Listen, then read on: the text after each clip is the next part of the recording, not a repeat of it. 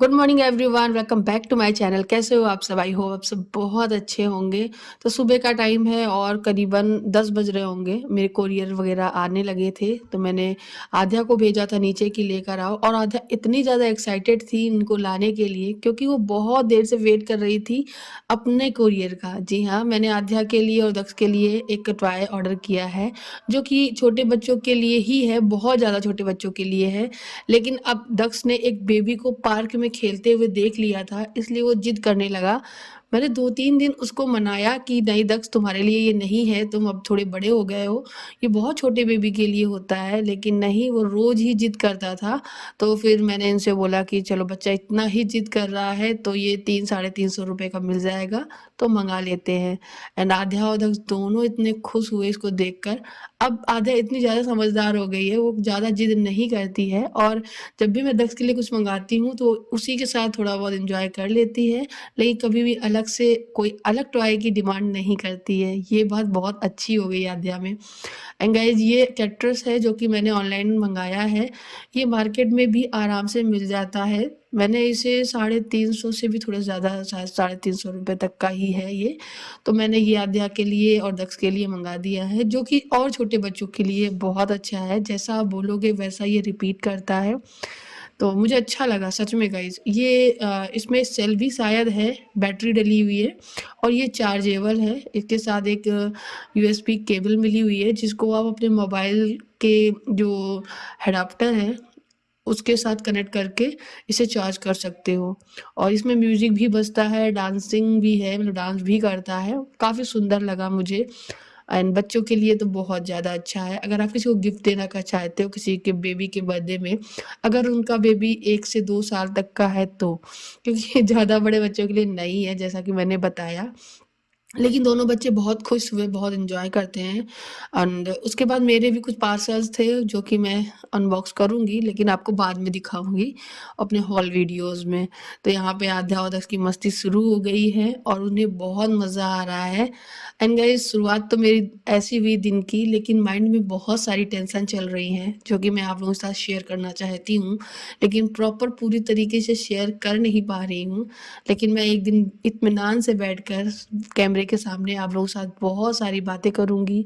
आप लोगों के साथ में अपनी जो इस टाइम प्रॉब्लम चल रही है सारी अपडेट दूँगी, क्योंकि आप लोग भी हकदार हो उन सारी खुशियों के बीच शामिल होने के लिए, तो मेरे गमों को भी सुनने के लिए। सारी चीज़ में आप लोगों का भी हक होता है। बहुत दिन से इंतजार कर रही थी आद्या कि मेरा खिलौना कब आएगा। ये स्पेशली दक्ष के लिए मंगाया है क्योंकि है तो ये और छोटे बच्चों के लिए, लेकिन दक्ष ने एक छोटे बच्चे के हाथ में देख लिया था, इसलिए तब से रो ही रहा है। तो मैंने इसके लिए मंगाया। हेलीकॉप्टर से आया है। अभी बसें बंद हो चुकी थी जिसकी वजह से ये डिले हो गया, और ये 3 दिन लेट आया है, लेकिन आ गया। चलो सबको बाय बाय बोलो।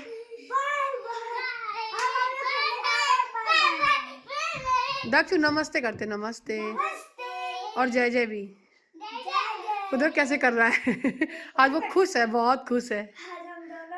दक्ष के लिए कल ये पैजामी लेकर आई थी जो ये रेड कलर की पहने है ना, एक ऐसी ब्लैक, और 2 लेकर आई थी मैं ठंड की वजह से। पहले मैंने ऑनलाइन इसके लिए मंगाई थी, वो बहुत बड़ी आ गई है तो वो रखी हुई है, वो आध्या के लिए काम आएंगी। कैक्टस वहाँ रख दिया मैंने अभी। ये चार्जेबल है और शायद इसमें बैटरी भी है। फिर उसके बाद मैं आ गई थी किचन में क्योंकि मुझे बनाना था मक्खन से घी, और मतलब मलाई से मक्खन और मक्खन से घी, क्योंकि घी जो है बनने को आ ही गया था। आप देख सकते हो ये बाउल भर चुका था। जैसे ये बाउल हाफ से भी अप हो जाता है वैसे ही मैं इससे बना लेती हूँ घी। तो घी मैं बहुत सालों से घर पे ही बना रही हूँ, बट ऐसा लग रहा है कि अब मेरा घी जल्दी-जल्दी ख़त्म हो रहा है। सर्दियों में मतलब घी की ज़्यादा चीज़ें मतलब बनने लगती हैं जिसकी वज़ह से घी जल्दी ख़त्म होता है। तो यहाँ पे मैं बना लेती हूँ, जो एक बार में जो बन के तैयार होता है वो अच्छा खासा घी घी निकल आता है, हमारा चल जाता है, करीबन 15-20 दिन तो चल ही जाता है। तो इस तरीके से मैं घर पे घी बना रही हूँ और गाइस बहुत आसान होता है घर पे घी बनाना, इसीलिए मैं कर लेती हूँ। मेरे पास पहले मतलब मैं मथनी से, हाथ वाली मथनी से मथती थी, फिर मैंने जब मिक्सी खरीदी थी उसके बाद फिर मिक्सी से करने लगी थी। उसके बाद फिर मैंने हैंड ब्लेंडर खरीदा था, जिससे फिर मैं उससे मक्खन से, मतलब मलाई से मक्खन निकालती थी। और उसके बाद वो मेरा हैंड ब्लेंडर थोड़ा ख़राब हो गया, जिसकी वजह से अब मैं अ, फिर से मिक्सी से निकालती हूँ। लेकिन हाँ, निकल आता है अच्छा खासा। सर्दी में थोड़ा गुनगुना पानी की ज़रूरत पड़ती है और गर्मी में चिल्ड वाटर की। तो बस ये मक्खन निकाल के पिघलने के लिए रख दिया है। साथ ही साथ मैं बनाने लगी हूँ यहाँ पर सब्जी। आज मैं सब्जी बना रही हूँ कुकर में, क्योंकि मुझे थोड़ा-सा जल्दी है, जिसकी वजह से मैं सोच रही हूँ कि जल्दी-जल्दी कुकर से मैं बना दूँगी तो जल्दी बन जाएगी।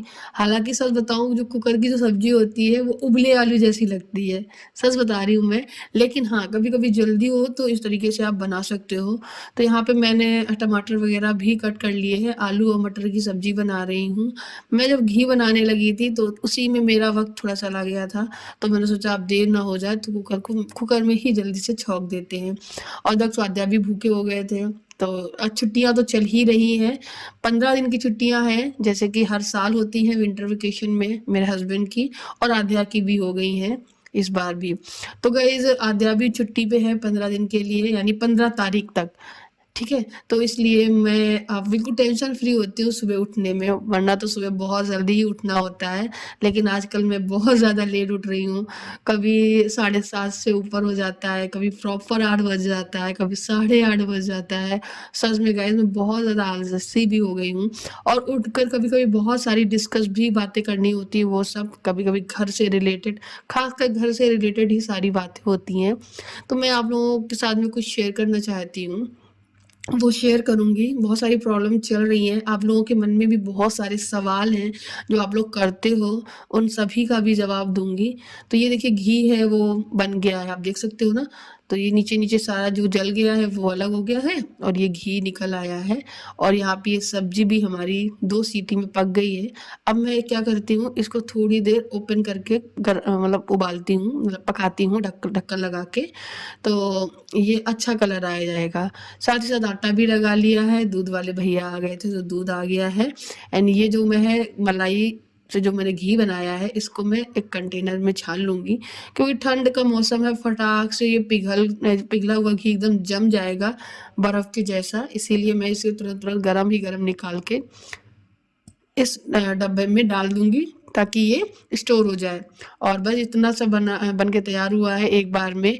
थोड़ा-सा ही रह गया है, ये भर जाता पूरा डब्बा, लेकिन हाँ, ठीक है चलो, काम चल जाएगा मेरा। इसको रख देते हैं ढक करके, और जो ये कढ़ाई है उसको हटा देंगे। इसके वो जो जला हुआ नीचे रहता है ना, वो खाने में भी बहुत अच्छा लगता है, चीनी डाल के खा लो, तो वो मैंने निकाल लिया है। बाकी का कढ़ाई को मैं डाल दूँगी सिंक में, पानी भर दूँगी, तो ये आराम से छूट जाता है, ज़्यादा दिक्कत नहीं होती है। और ये दूध आया था, इसको मैं उबलने के लिए रख दूँगी, क्योंकि गैस तो 2 ही है, दोनों में काम चल रहा था, तो मैंने सोचा कि जैसे ये होता है वैसे ही मैं दूध उबलने के लिए रख दूँगी। क्योंकि सर्दियों में इतनी ज़्यादा टेंशन नहीं होती है कि हाँ, फट जाएगा ये वो, नहीं तो मैं गर्मियों में बहुत जल्दी दूध ही को पहले गर्म करती हूँ, क्योंकि ऊपर वाले घर है और गर्मी की वजह से बहुत जल्दी फटने लगता है। बस सब्ज़ी बन चुकी थी, तो मैंने सोचा फटाफट रोटी और पराठा सेक देते हैं, तो मैंने सोचा चलो पराठा ही सेकते हैं पहले, क्योंकि इस सब्ज़ी के साथ में पराठे ही अच्छे लगते हैं। आजकल सर्दी में तो गरम-गरम पराठे मिल जाए ना, वही अच्छे लगते हैं। तो यहाँ पे मैं पतले-पतले से, थोड़े बड़े-बड़े से पराठे बना रही हूँ। साथ ही साथ पपाया आया हुआ था घर पे, तो मैंने वो छील के लगा दिया है। तो ये बच्चों को दे दूँगी खाने के लिए, हस्बैंड भी खा लेंगे, फिर मैं खा लूँगी। तो इस तरीके से हमारा जो है लंच है वो कंप्लीट हो गया था। उसके बाद हम लोग ने थोड़ी देर आराम किया था, क्योंकि बहुत ज़्यादा ठंड थी, जिसकी वजह से ऐसा मन नहीं कर रहा था कि बाहर निकलें। लेकिन हाँ, थोड़ी देर ही रेस्ट किया, तब तक नज़र पड़ी कि धूप हल्की-सी निकल रही है, तो फिर बाहर छत पे आ गए थे हम, और साइकिल चला रही थी आध्या, तो मैंने सोचा चलो मैं खुद कैप्चर कर लेती हूँ। तो गाइज़ मैं आप लोगों के साथ में कुछ शेयर करना चाहती हूँ। जैसे कि मैं आपको बता दे दूँ कि मेरा घर जो है वो बन के तैयार हो गया है प्रॉपर, उसमें लाइट वगैरह भी लग गई है। बस कलर का काम बाकी रह गया है, तो कलर का काम चलेगा अभी कुछ दिनों तक। और मेरी जो किचन है वो भी लास्ट मतलब टाइम पे, लास्ट स्टेज पे है बिल्कुल, वो भी कंप्लीट होने वाली है। बस यही है कि जो वो होते हैं ना कारपेंटर लोग, वो लोग 36 जगह काम फैला रखते हैं और फिर एक इंसान से पैसे जैसे ही मिलते हैं, वैसे ही वो भाग जाते हैं, वे कई दिनों तक नहीं आते हैं। तो 2-2 दिन-3 दिन टाल दे रहे हैं, जिसकी वजह से मेरे किचन का जो काम है वो भी नहीं हो पा रहा है।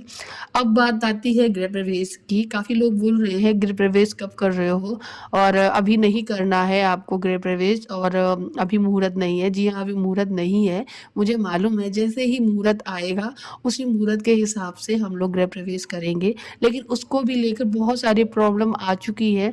ऐसा लग रहा है कि बहुत ज़्यादा मतलब दिक्कतें सी सामने आ रही हैं। ऐसा लग रहा है कि जैसे कि कोई भी काम हम लोग करने चलते हैं, उसमें कोई न कोई विघ्न आता ही रह रहा है। कभी कुछ, कभी कुछ। बात सिर्फ़ सिंपल सी है कि घर तो बन गया है। पहली बात तो घर बनाना आसान नहीं होता है। दूसरी बात ये है, घर जब बन जाता है, तो लोगों को मनाना बड़ा मुश्किल होता है। तो वो सब चीज़ें हो रही हैं। बहुत ज़्यादा डिफ़िकल्ट जो समय चल रहा है, उसको फ़ेस कर रहे हैं हम लोग। देखिए, कुछ रिश्ते ऐसे होते हैं जिसको मतलब निभाना बहुत ज़्यादा ज़रूरी है, और मेरे हिसाब से किताबी पढ़ाई जो हम लोग करते हैं, वो तो करनी ही होती है। लेकिन हाँ, एक जीवन की जो किताब होती है, उसको पढ़ना बहुत ज़्यादा ज़रूरी होता है।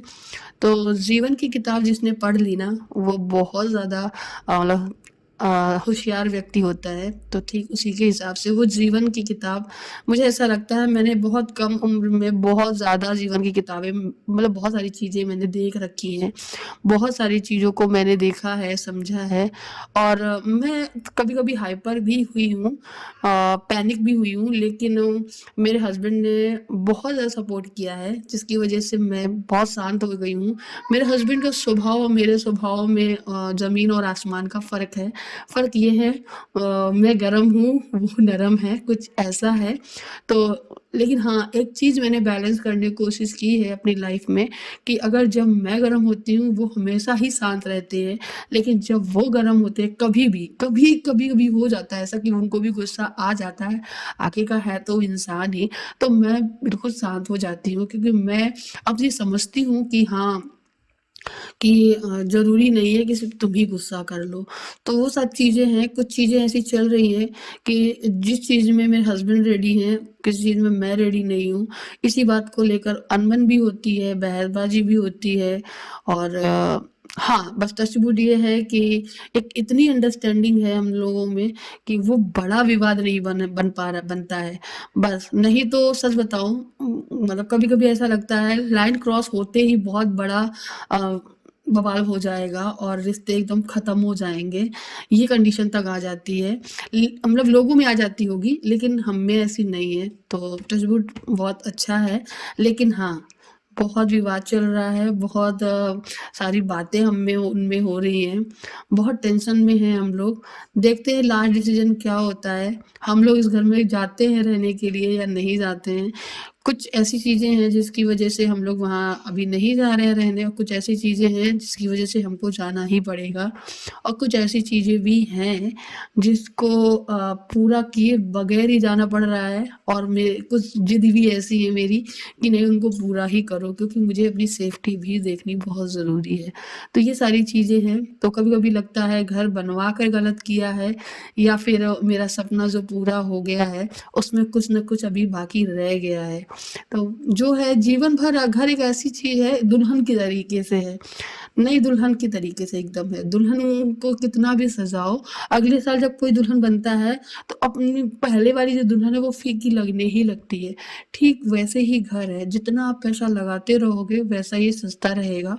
और गाइज़ समय के साथ में अपना घर और आगे चलने वाली चीज़ों में फ़र्क नज़र आता ही रहता है। तो खुल के तो नहीं बहुत सारी चीज़ें बता पाई हूँ, लेकिन आप लोग समझ ही गए होंगे कि बहुत सारी टेंशन चल रही है मुझ में, मेरे हस्बैंड में, और बहुत सारी चीज़ें चल रही हैं। कभी फुर्सत में बताऊँगी, ठीक हो गया तो बहुत अच्छी बात है, नहीं हुआ तब भी बताऊँगी। तो ये सब्जियाँ लेकर आए थे मेरे हस्बैंड, मैंने आपको बताया ही नहीं, सारी सब्जियों को निकाला, लेकिन दिल नहीं कर रहा था कि रात को मैं खाना में सब्ज़ी वग़ैरह बनाऊँ, क्योंकि मैं थक चुकी थी सब्जियाँ वग़ैरह खा-खा कर। इसलिए मेरा मन था कि मैं कुछ अलग-सा बनाऊँ, तो मैंने सोचा बेसन बना लेते हैं। इसमें दही, मट्ठा, छाछ ऐसा कुछ नहीं पड़ता है, बस सिंपल सा बेसन मैंने घोला। मुझे लगा कि इसमें गुठलियाँ बन गई हैं, इसलिए मैंने मिक्सी जार में इसको एक बार ब्लेंड कर दिया, तो घोल लिया है, तो स्मूथ हो गया है।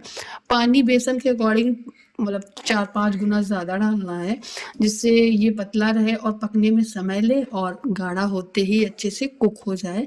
और हरी मिर्ची, हींग, जीरा डाल के बढ़िया सा तड़का देके और राई वगैरह डाल के इसको मैंने छौंका है। बेसिक मसाले ऐड कर दिए हैं और ये हमारा बेसन बढ़िया सा थोड़ा-सा थिक सा गाढ़ा सा तैयार हो गया है। गाइस, कभी-कभी ऐसे भी खाना चाहिए जो कि बहुत ज़्यादा टेस्टी लगता है। हरा धनिया से गार्निश किया और गरमा-गरम रोटी के साथ में मैंने इसे सर्व किया और ये गरम-गरम ही अच्छा लगता है। विंटर्स में बहुत स्वाद लगता है। अगर आप लोगों ने कभी ट्राई नहीं किया, ज़रूर ट्राई करिएगा। मैं अक्सर जब सब्ज़ी वगैरह नहीं बनाना होता है मुझे, तो मैं बेसन या फिर मीरा, वो भी बेसन का ही होता है, इन दोनों में से कोई एक चीज़ बना लेती हूँ और गाइस, खाने में बहुत ज़्यादा स्वादिष्ट लगता है। और आपसे कुछ कहना ये भी है कि मैंने जितनी भी आप लोगों से बातें कही हैं, वो मैंने अपने दिल की सारी बातें आप लोगों के साथ शेयर की हैं और बहुत सारे घरों में ये सारी चीज़ें रहती ही हैं, हस्बैंड-वाइफ में, परिवार में बहुत सारी चीज़ें हैं और अनबन चलती रहती है। तो इसको कभी भी मैं ज़्यादा बहुत सीरियस नहीं लेती हूँ, लेकिन कभी-कभी बातें कुछ ज़्यादा ही सीरियस हो जाती हैं।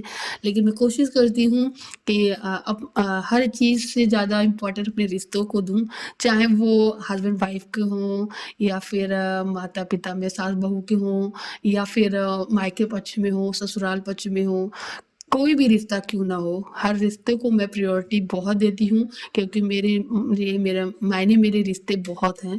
लेकिन हाँ, एक कपल का रिश्ता, वो उन सारे रिश्तों से भी बिल्कुल अलग है, वो मेरे लिए बहुत ज़्यादा मायने रखता है।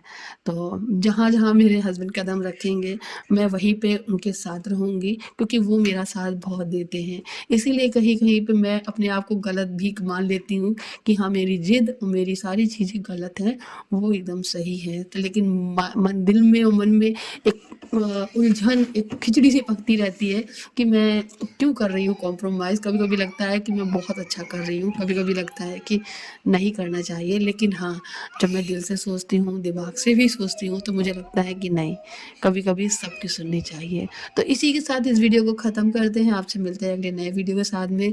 तब तक के लिए बाय-बाय। चैनल पे नए आए हो तो सब्सक्राइब कर लीजिएगा एंड बेल आइकन को भी हिट कर लीजिएगा। Thank you for watching, love you all. खूब सारा प्यार दीजिएगा। बाय-बाय।